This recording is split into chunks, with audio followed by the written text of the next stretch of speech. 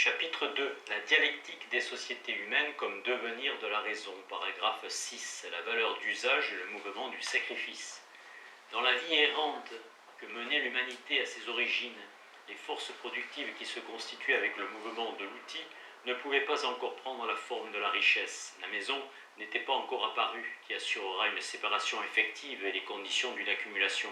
Cependant, autant que nous pouvons en juger d'après les documents ethnographiques, la pure valeur d'usage comme telle entraîne déjà une appropriation, dont la forme se modèle évidemment sur les conditions mêmes de l'usage de l'objet approprié.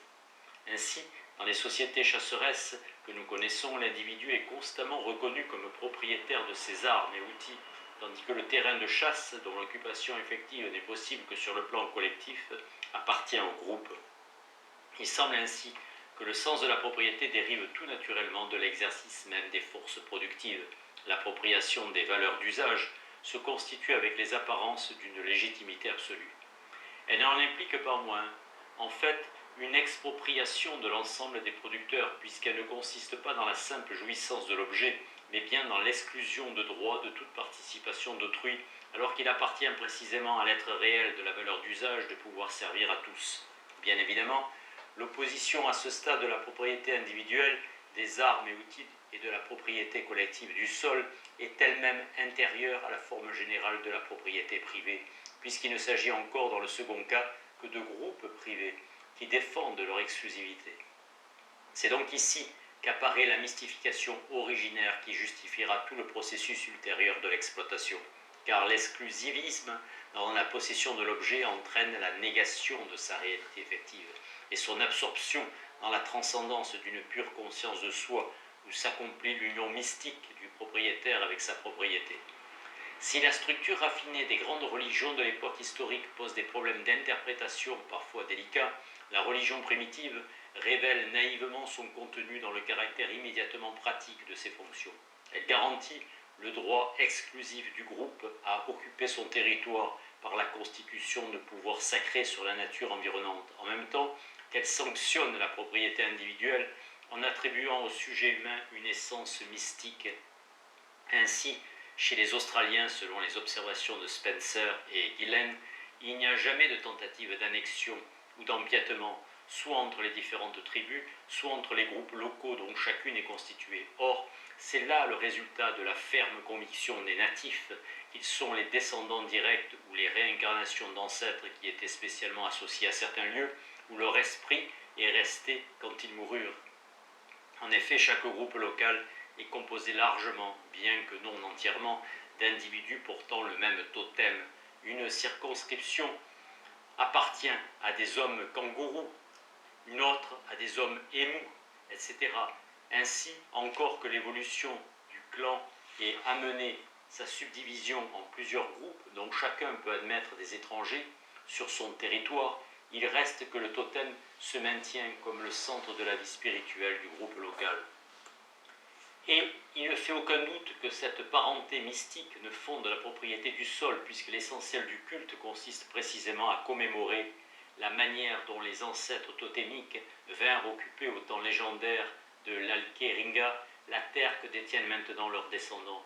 D'un autre côté, on sait que chez tous les primitifs, la propriété individuelle des objets d'usage présente également un caractère magico-religieux, que l'on constate en particulier dans cette coutume si répandue de brûler ou d'ensevelir les armes et outils qui ont appartenu à un mort. Là encore, les mythes qui attribuent à l'homme une origine surnaturelle ont pour fonction évidente de recouvrir le producteur réel d'un pouvoir sacré qui le confirme dans ses droits de propriétaire. Naturellement, il ne saurait être question de faire de la religion une invention artificielle destinée consciemment à la justification de la propriété. L'appropriation spirituelle du monde dans les croyances et les rites achève de manière nécessaire la dialectique de l'appropriation réelle, telle qu'elle résulte du mouvement immanent au mode de production. C'est ce qui se démontre dans l'examen du contenu religieux lui-même. À travers l'infinité des traditions diverses, toute religion se constitue un mouvement symbolique, où le sujet se supprime dans son existence naturelle pour s'élever à la conscience de son être véritable. Avant d'être une offrande au Dieu, le sacrifice est le devenir du sacré lui-même, ce en quoi le réel se transcende en s'anéantissant. Ainsi, bien que le totem ne soit pas encore un être suffisamment individualisé pour qu'on puisse lui présenter des dons et des prières, les rites australiens comportent presque toujours une consécration par le sang humain.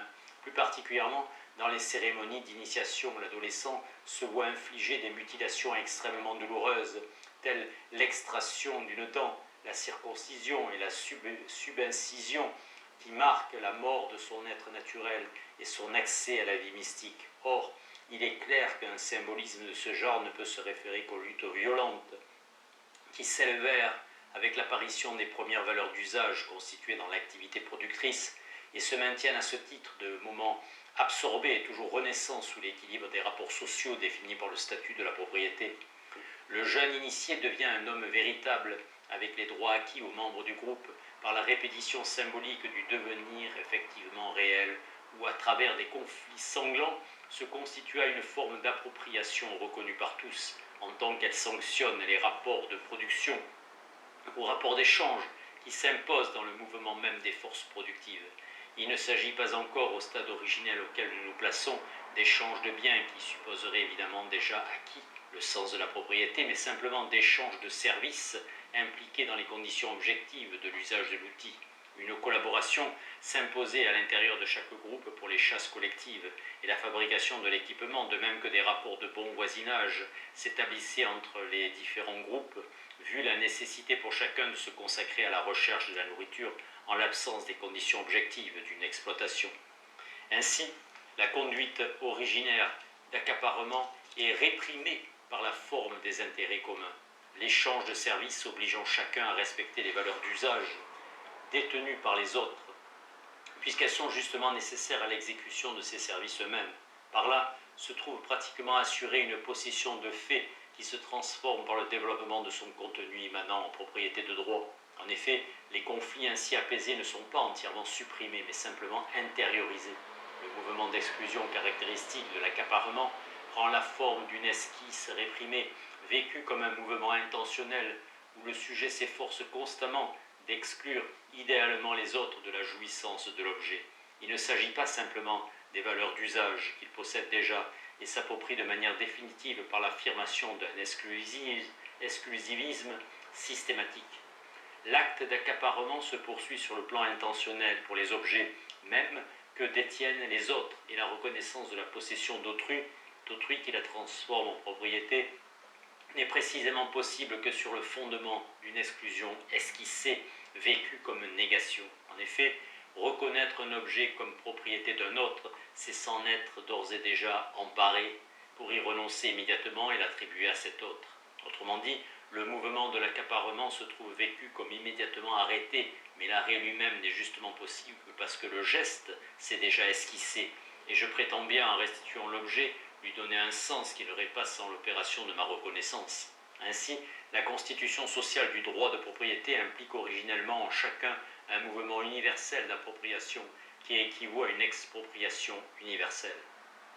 L'idéalisme des rapports de droit se constitue précisément dans ce processus d'exclusion constamment esquissé où je nie la réalité effective de l'objet en tant qu'elle se trouve ou peut se trouver en la possession d'un autre, de sorte qu'au moment même où je l'attribue à cet autre, je fais encore dépendre son droit de l'acte de mon consentement propre. Dans un tel mouvement de transcendance, l'objet est perçu comme n'étant pas cet être réel, donné dans la matérialité de la vie pratique, mais pure essence, idéal en communion mystique avec la pure subjectivité vécue.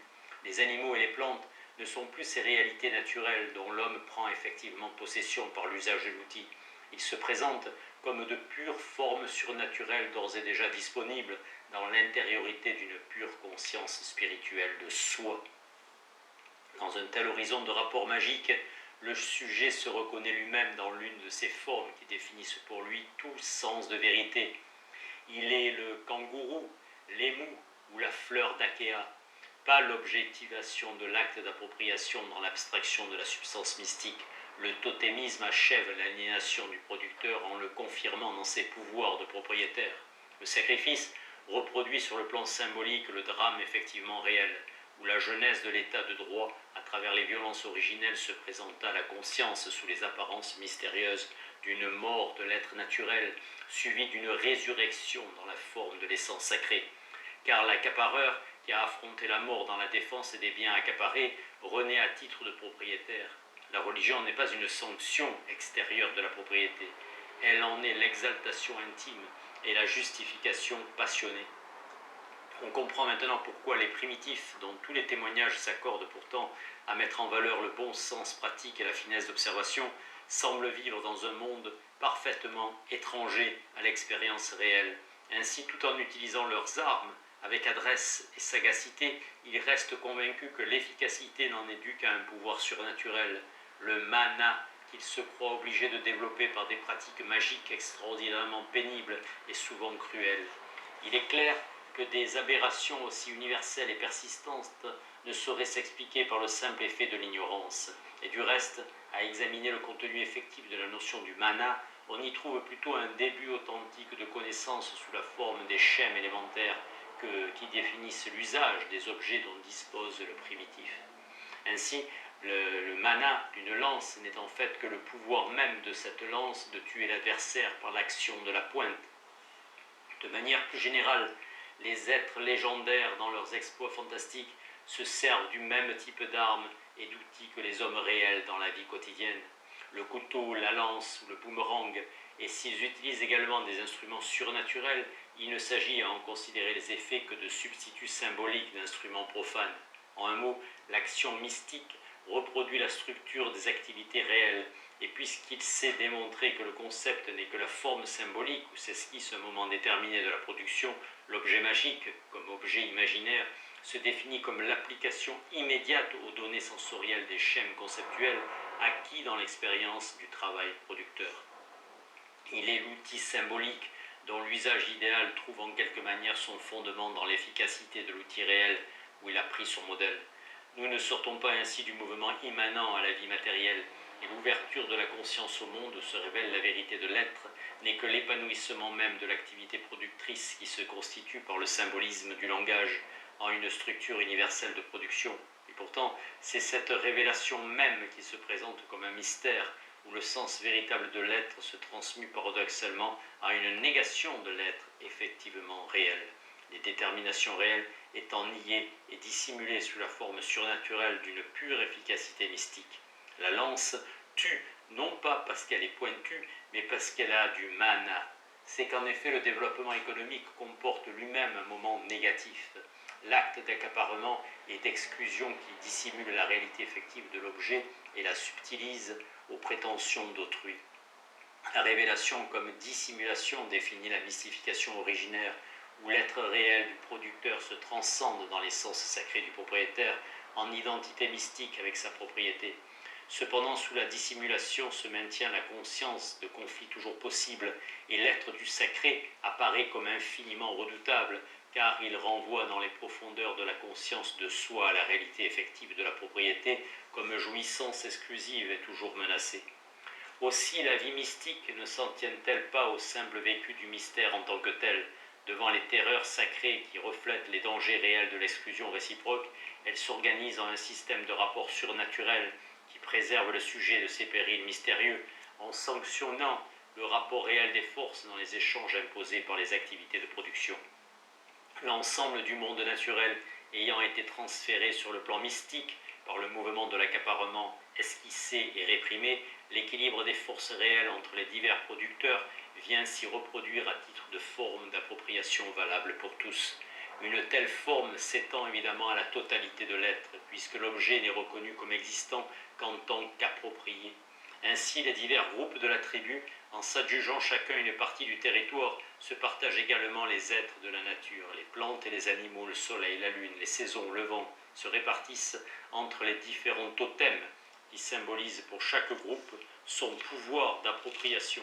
La religion, comme théorie générale des rapports sociaux, définit du même coup une logique populaire où la forme d'appropriation des biens économiques prend valeur de catégorie comme fondement de la classification des concepts et conditions a prioriques de la compréhension du monde.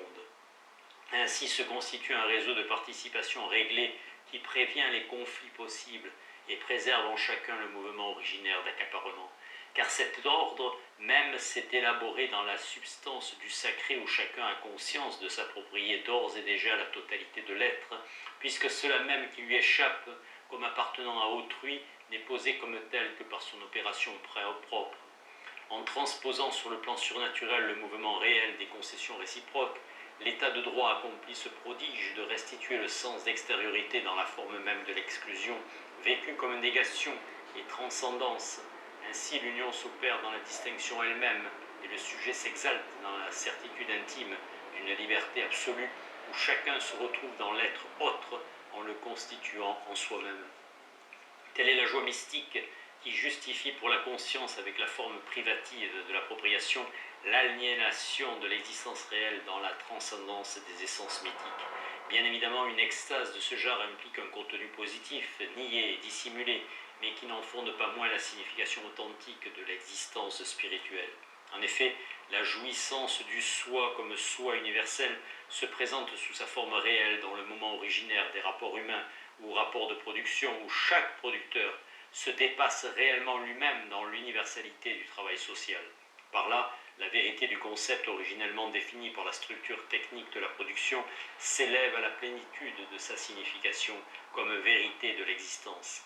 Dans le mouvement de la coopération, le sujet prolonge son activité propre par des esquisses symboliques qui embrassent la totalité de la tâche commune et lui font prendre conscience de l'universalité comme sens véritable de son existence singulière. Le verbe qui jaillit des profondeurs de la vie organique accomplit l'unité du soi et de l'autre, et la forme des échanges qui répriment les tentatives d'accaparement s'impose à tous en tant qu'elle permet à chacun de se réaliser dans la plénitude de ses forces productives. Ainsi, le dépassement de la subjectivité individuelle s'accomplit dans l'immanence de l'existence naturelle. Cependant, le sujet n'en prend conscience que dans la forme surnaturelle d'une transcendance mystique. En effet, tant que le développement de la production n'aura pas amené la suppression de la forme privative de l'appropriation dans une nature pleinement humanisée, où il sera assuré à chacun selon ses besoins, l'acte d'accaparement se maintient sous l'équilibre des échanges et absorbe, en des esquisses constamment renouvelées, la réalité matérielle de l'objet dans l'exclusivisme d'une pure conscience spiritualiste de soi. L'égoïsme n'est pas un trait éternel d'une quelconque nature humaine, il dérive comme un résultat nécessaire de la forme inorganique de la production qui oppose les divers producteurs en des conflits permanents dans le progrès même de leur activité productrice. Et l'infinité apparente des désirs humains n'est que le reflet du mouvement effectif de la production totale dans l'horizon particulariste des producteurs indépendants. Dès lors, les conflits ne seront réellement supprimés que par l'unification systématique de toutes les forces productrices qui assurera avec leur plein épanouissement l'élimination de la base réelle du processus des exclusions réciproques. Jusque-là, l'égoïsme pourra se réprimer dans certaines formes de coopération. Il sera nécessairement conservé en tant que réprimé, et la répression apparaît sous la forme d'une limitation dans l'horizon spiritualiste, d'un accaparement total. Ainsi, la joie réelle du producteur dans le mouvement des rapports d'échange qui permettent le développement de ses activités productrices se transforme paradoxalement en une pure exaltation mystique qui nie la réalité effective de ces mêmes rapports et les place arbitrairement sous la dépendance spirituelle du soi, l'accapareur n'abandonnant une partie de ses prétentions que pour en sauver idéalement la forme universelle. Or, sous les apparences fallacieuses d'une autonomie absolue, l'épanouissement de l'existence singulière dans son dépassement réel vers la totalité sociale se renverse en une soumission de cette même singularité à la tyrannie des formes transcendantes, et l'expansion de l'être naturel dans le travail en commun se pervertit dans la jouissance morbide d'un pur renoncement où le spiritualisme de la pure conscience de soi s'obstine dans la conduite de l'accaparement par le symbolisme obstiné d'un exclusivisme impuissant.